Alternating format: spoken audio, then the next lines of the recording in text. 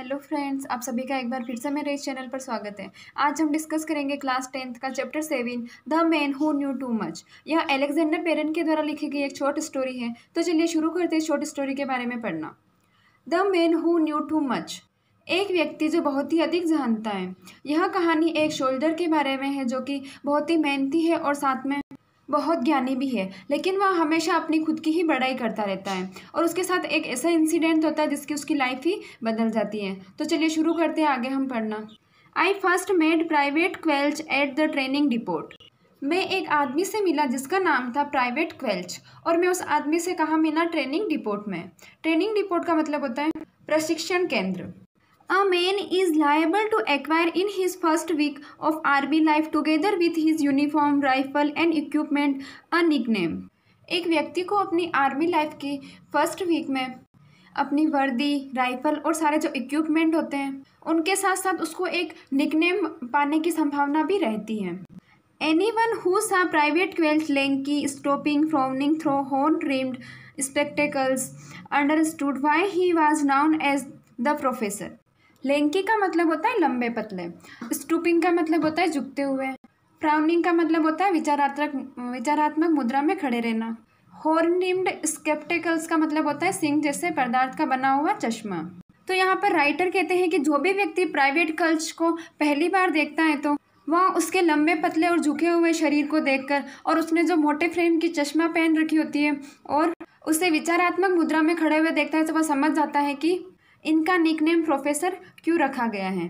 यानी प्राइवेट क्वेल्च का जो निकनेम है वह है प्रोफेसर।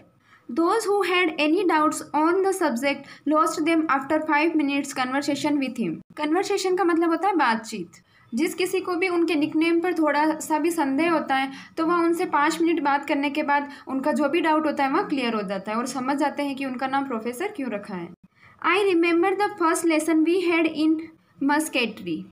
मस्कस्ट्री का मतलब होता है राइफल चलाने का ज्ञान। तो आगे राइटर कहते हैं कि मुझे राइफल चलाने में जो प्रशिक्षण दिया गया उस समय का अपना पहला पार्ट जो है वह अभी भी याद है। We stood in an attentive circle will grant a man as dark and sun dried as rising wearing north west 14 ribbons describe the mechanism of service rifle. वो सतर्क होकर एक सर्कल बना करके खड़े हुए थे जब उनको सार्जन जो कि दिखने में गहरे रंग के थे, गहरे रंग भी कैसा? बिल्कुल किशमिश जैसा, और उन्होंने नॉर्थ वेस्ट फ्रंटियर रिबिन भी पहने हुए थे और उनको वो वर्णन कर रहे थे मैकेनिज्म का, यानी किस तरह से एक सर्विस राइफल जो होती है वहाँ काम करती है। मजल का मतलब होता है बंदूक की नलिके का जो आगे वाला ऊपर वाला खुला मुंह होता है उसको बोलते हैं मजल। The muzzle velocity or speed at which the bullet leaves the rifle, he told you, is well over 2000 feet per second. Surgeon जब सबको सिखा रहे थे कि किस तरह से राइफल काम करती है तभी प्रोफेसर जो थे उन्होंने सार्जन को टोका। जब सार्जन बोल रहे थे कि एक बुलेट की वेलोसिटी 2000 फीट पर सेकेंड होती है तभी पीछे से आवाज़ आती है 2440 फीट पर सेकेंड। ये आवाज़ थी प्रोफेसर की। That is right, the sergeant said without enthusiasm and went on lecturing. Sergeant का मतलब होता है हवलदार और enthusiasm का मतलब होता है उत्साह। सार्जेंट ने बिना उत्साह प्रदर्शित किए हुए वह कहता है कि प्रोफेसर सही है और वह अपना व्याख्यान आगे देता रहा। When he had finished, he put question to us, and perhaps in the hope of revenge, he turned with his question again and again to the professor. जब सार्जेंट ने अपने क्वेश्चन को समाप्त कर दिया तो जब सार्जेंट ने अपने लेक्चर को समाप्त कर दिया तब वो सबसे क्वेश्चन पूछने लगा और वो बार बार प्रश्न पूछने के लिए प्रोफेसर की तरफ ही मुड़ रहा था और ऐसा लग रहा था कि जैसे वह बार बार प्रोफेसर से क्वेश्चन पूछ रहा था तो वो शायद उससे बदला लेने की आशा से ही इस तरह से कर रहा था। The only result was to enhance the professor glory. Technical definition: the part of the rifle, its use and care. He had them all by heart. Enhance का मतलब होता है बढ़ाना, glory यानी शान, all by heart का मतलब होता है कंठस्थ याद होना। और इसका रिजल्ट यही निकला कि प्रोफेसर की जो शान थी वह और ज़्यादा बढ़ गई क्योंकि प्रोफेसर को तकनीकी परिभाषाएं, राइफल के हिस्से और उसके उपयोग और उसके रख रखाव की आदि बातें उसको सारी कंठस्थ याद थी और उसको सब चीज़ें पहले से ही पता थी और जैसे जैसे उसके बारे में उनसे क्वेश्चन किए सार्जेंट ने, उसने सारे क्वेश्चन का उत्तर दे दिया। The sergeant asked you have any training before. तो सार्जेंट वापस प्रोफेसर से पूछते हैं क्या तुमने पहले कोई ट्रेनिंग ली हुई है। The professor answered with a phrase that was to become familiar to all of us, no sergeant, it is all matter of intelligent reading. तो सार्जेंट के क्वेश्चन का प्रोफेसर ने जो उत्तर दिया वो आगे चलकर एक हम सबके लिए एक सुपरिचित होने वाला है। वह क्या उत्तर देता है, नहीं सार्जेंट, यह सब बुद्धिमत्तापूर्ण अध्ययन का परिणाम है। मैंने बुद्धिमत्तापूर्ण अध्ययन किया है, इसी वजह से मैं यह सब कुछ आपको बता पा रहा हूँ। That was your introduction to him. We soon learn more about him. यही हमारा उससे परिचय था। किससे? प्रोफेसर से। और हमने जल्दी ही उसके बारे में और अधिक जानकारी प्राप्त कर ली। He saw to that he meant to get on. He told us he had brains. He was sure to get a commission before long. As a first step, he meant to get a stripe. मेंट का मतलब होता है इच्छा। Professor इस बात का ज़्यादा ध्यान रखता था कि लोग उसके बारे में ज़्यादा से ज़्यादा जानें, और उसने हमें बताया था कि वह सफलता प्राप्त करने की इच्छा रखता है, वह बुद्धि रखता था और वह बुद्धिमान व्यक्ति भी था। और प्रोफेसर को अपने आप पर ट्रस्ट था कि वह जल्दी ही सेना का अधिकारी पद जो है वह प्राप्त कर लेगा। और इसके पहले चरण में वह सैनिक अधिकारी पद की पट्टी प्राप्त करने की इच्छा रखता था। वह सोचता था कि पहले मैं सैनिक अधिकारी पट्टी का पद प्राप्त कर लूँ और उसके बाद मैं जल्दी ही सैनिक अधिकारी का पद प्राप्त कर लूँगा। In pursuit of his ambition he worked hard. Pursuit का मतलब होता है प्राप्ति के लिए प्रयास, एम्बिशन यानी महत्वाकांक्षा। और प्रोफेसर ने अपनी एम्बिशंस को फुलफिल करने के लिए बहुत ही ज़्यादा हार्ड वर्क किया। We had to give him credit for that. और हमें भी उसके इस कार्य के लिए प्रशंसा करनी पड़ी। He borrowed training manual and stayed up late at night reading them. Professor जो था वह प्रशिक्षण से संबंधित पुस्तकें दूसरों से उधार लेता था और उनको पढ़ने के लिए वह रात रात भर जगता था। He made great the instructors with caution. He drilled with enthusiasm and on route marches. He was not only miraculously tireless but infuriated us all with his horrible heartiness. Miraculously का मतलब होता है आश्चर्यजनक ढंग से, horrible का मतलब होता है डरावना। और वह प्रशिक्षकों को प्रश्नों की झड़ी लगा करके तंग किया करता था, यानी वह प्रशिक्षकों से इतने ज़्यादा क्वेश्चन किया करता था कि प्रशिक्षक जो थे वह भी उससे तंग आ जाते थे। और वह उत्साहपूर्वक अपने प्रशिक्षण का अभ्यास भी किया करता था। और वह जब रूट मार्च करता था तब वह बिल्कुल भी थकान महसूस नहीं करता था। और हम सब लोग जो उसको देखते थे उसको देख करके और नाराज़ हो जाते थे कि वह इतनी देर से रूट मार्च करा लेकिन फिर भी वह अभी भी बिल्कुल भी थका नहीं है। What about a song chaps. और हम इस बात से भी नाराज़ होते थे जब वह कहता था क्यों ना अब एक गाना हो जाए। Is not greeted politely at the end of 30 miles. और 30 मील की रूट मार्च के बाद ऐसी बात वह बोलता था तो हम लोगों को बिल्कुल भी अच्छी नहीं लगती थी। His salute at the pay table was a model to behold.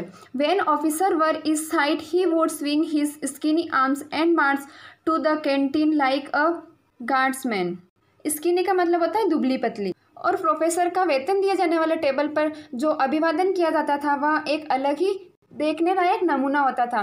क्यों जब कोई अधिकारी आते थे और उस प्रोफेसर को दिखाई देते कि वह अधिकारी आ रहे हैं तो वह अपनी पतली दुबली भुजाओं को घुमाते हुए और कैंटीन की तरफ ब्रिटिश सिपाही की तरह रूट मार्च करते हुए जाता था। And day in and day out he lecture to us in his droning remorseless voice on every aspect of human knowledge. Droning का मतलब होता है बिन बिनाती हुई, रिमोर्सलेस का मतलब होता है निष्ठुर। और आगे राइटर कहते हैं कि प्रोफेसर जो था वह डेली हमें अपनी धीमी बिन बिनाती आवाज़ में मानव ज्ञान के हर पक्ष के संबंध में भाषण दिया करता था। At first we had a certain respect for him but soon we lived in terror of her his approach. पहले तो हमारे मन में उसके लिए थोड़ी बहुत सम्मान की भावना थी लेकिन कुछ समय बाद हम उसके आगमन से भी भयभीत रहने लगे, यानी हमें ऐसा लगता था कि वो आने वाला है तो हम पहले ही भयभीत हो जाते थे। We tried to hit back at him with clumsy screams and practical jokes. The professor scarcely noticed he was too busy working for his strike. हम शरारतों के साथ उसे दो टूक जवाब देने का प्रयास करते थे लेकिन प्रोफेसर जो था वह शायद ही उसकी तरफ ध्यान देता था क्योंकि उसका पूरा जो ध्यान था वह सैनिक पद की पट्टी प्राप्त करने की तरफ ही लगा रहता था और वह दिन भर उसी काम में व्यस्त रहता था। Each time one of us made mistake, the professor would publicly correct him. और जब भी हम लोग कोई गलती करते थे तो वह सार्वजनिक रूप से उस गलती को वहीं पर सुधरवा देता था। Whenever one of us shone, the professor outshone him. Outshone का मतलब होता है अधिक प्रभावशाली दिखाना, और शोन का मतलब होता है होशियारी। और जब भी हम लोगों में से अगर कोई थोड़ी भी होशियारी या बुद्धिमत्ता दिखाता तो प्रोफेसर हम लोगों से भी ज़्यादा बुद्धिमत्ता दिखा देता और हम लोगों को टक्कर दे देता था। When after a hard morning work cleaning out our hut, we listened in silence to the orderly officer praise the professor would break out with a ringing, beautifully beaming, "Thank you, sir."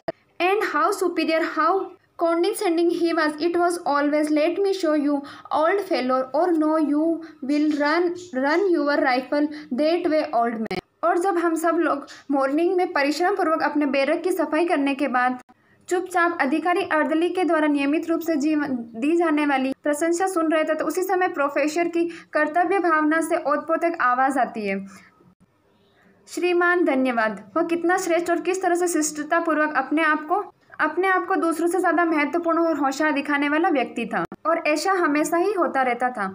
आओ मैं आपको बताऊं पुराने साथी, अरे पुराने साथी, इस तरह से तुम अगर अपनी राइफल चलाओगे तो तुम अपनी राइफल को ख़राब कर दोगे।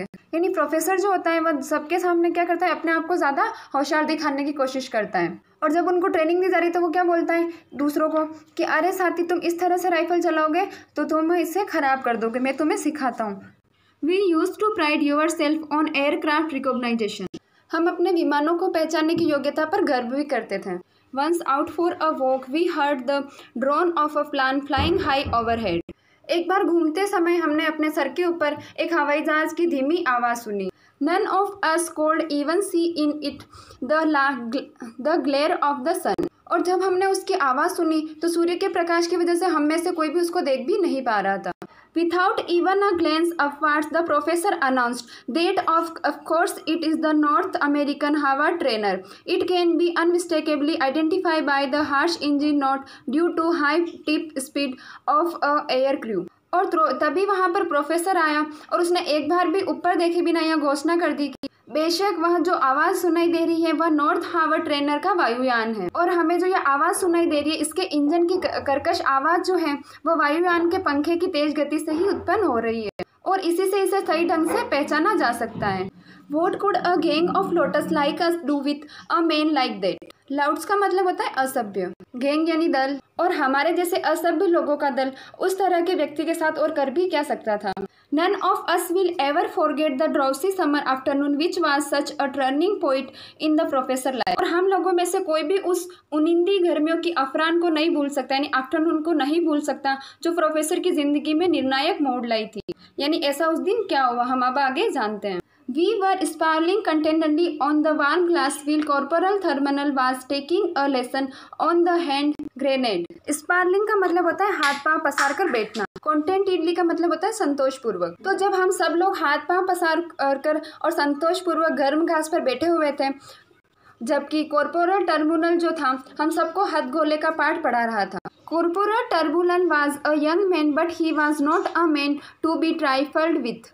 कॉर्पोरल टर्बुलन एक जवान व्यक्ति था, लेकिन वह ऐसा व्यक्ति नहीं था जिसको हम हल्के में ले या फिर उसकी मजाक उड़ा लें। He had come back from Dunkirk with all his equipment correct and announced for his pet kitten in his pocket. और कॉर्पोरल टर्बुनल जो था वह अपने सारे उपकरणों को ठीक करवा करके और उसके कार्य के लिए जो उपयोगी उपकरण थे उन सबको लेकर के, एक बिल्ली का बच्चा वो साथ में लेकर के और उसको एक थैले में रख करके डंकिर्क में वापस आया था। He was our hero and he was used to tell each other that he was so taut that you could hammer nails into him without his noticing it. और वह जो था वह हमारा नायक था, और हम सब लोग यह कहा करते थे कि वह इतना मजबूत व्यक्ति था कि उसके शरीर से आप हथौड़े की कील भी ठोक सकते हो, लेकिन उन कीलों का भी उस व्यक्ति के ऊपर कोई भी असर नहीं होगा, यानी उसकी बॉडी जो थी इतनी ज़्यादा मजबूत थी। The outside of grenades, as you can see, Corporal Turnbull was saying, it divided up into a large number of fragments to assist segmentation. Segmentation का मतलब होता है हिस्सों में बांटना, फ्रेगमेंट यानी टुकड़े। कॉर्पोरल टर्बुलर कह रहा था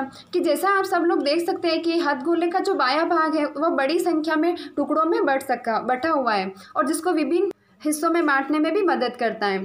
44 यानी 44। What is that? The corporal looked over his shoulder. वह क्या चीज़ है? कॉर्पोरल ने अपने कंधों को नज़रअंदाज करते यानी वो समझ नहीं पाया कि 44 क्या है, तो वह उसको देखता है। The corporal said nothing but his brow tightened, he opened his mouth to resume यानी पुनः शुरू करने के लिए। 44 टुकड़े या बोलकर प्रोफेसर जो है उसकी तरफ और मुस्कुराया। कॉर्पोरल ने कुछ नहीं कहा और लेकिन उसको गुस्से की नज़र से उनकी सबकी तरफ देखा। उसने अपनी बात पुनः प्रारंभ करने के लिए अपना मुंह खोला। आई होप यहाँ तक आप सब लोगों को ये स्टोरी समझ आई होगी। इसका जो नेक्स्ट पार्ट है वह हम डिस्कस करेंगे हमारे अगले वीडियो में।